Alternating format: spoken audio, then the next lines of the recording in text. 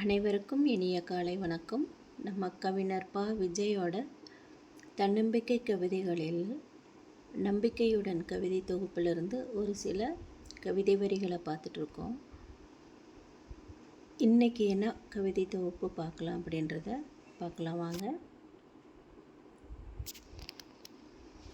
அருமையான வரிகள். நம்மளை நாமளே செதுக்கிற மாதிரி ஒரு வரிகள் வந்திருக்கு. உழைக்கும் இடமாக்கு மூளையை வெற்றிடமாய் கிடந்தால் வெள்ளாமைக்கு பயன்படாமல் போய்விடும். உழைக்கும் இடமாக்கு மூளையை வெற்றிடமாய் கிடந்தால் வெள்ளாமைக்கு பயன்படாமல் போய்விடும். நம்மளுக்கு எப்பொழுதுமே சிந்திக்கும் ஆற்றல் அதிகம். அந்த சிந்திப்பதை நிறுத்திவிட்டால் முன்னேறுவதற்கு வழிவகை இல்லாமல் போய்விடும். அதுதான் பணபலம், பொருளாதாரம் எல்லா விதத்திலையும் நம்ம மேல் நோக்கி இருக்கிறோம் என்றாலும் அதை பயன்படுத்தாமல் போய்வென்றால் அது எல்லாமே வீணான ஒரு பொருளாக கருதப்படும். அதைத்தான் சொல்கிறாரு. இந்த கவிதை வரியோட முழு அர்த்தமும் அதுதான். நம்ம சிந்தித்து செயல்படாமல் இருந்தால் வெள்ளாமைக்கு ஏற்ற நிலமாக இருக்காது அப்படிங்கிறத அவர் சொல்கிறார். அதற்காக நம்ம என்ன பண்ணணும் அப்படின்னா, விழித்திரு, உனக்குள்ளே பல வேதனைகள் உண்டு, பொறுத்திரு.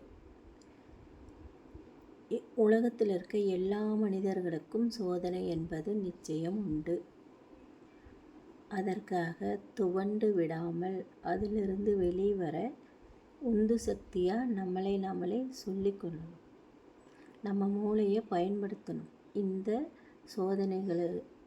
சோதனைகளிலிருந்து எப்படி விடுபடலாம் அப்படிங்கிறத நம்ம சிந்தித்து செயல்பட்டோம்னா அதிலிருந்து வெளியே நிச்சயமாக வர முடியும்.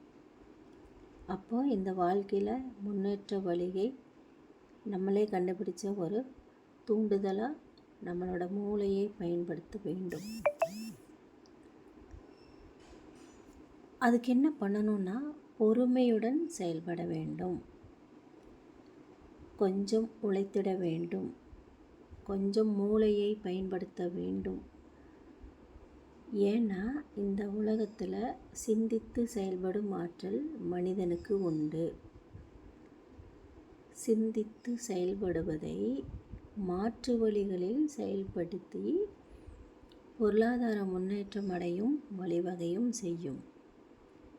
அதனால் மன நிம்மதியும் சமூகத்தில் உயர்ந்த இடத்தையும் பெற வழிவகை செய்யும். இன்னும் சொல்லப்போனால் என்னென்னா,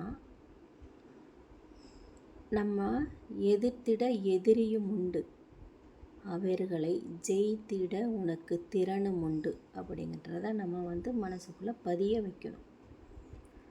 நம்ம முன்னேறாமல் விடுறது என்ன அப்படின்னா, எதிரிகள் அல்ல, நம்ம சிந்திக்காமல் இருக்கிற நம்மளோட மூளையை ஒரு ஓரமாக ஒதுக்கி வைக்கிறது தான்.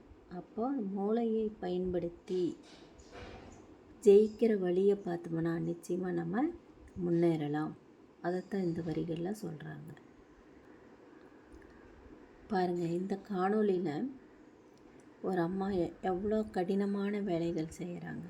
தனி ஒரு பெண்ணாக இருந்து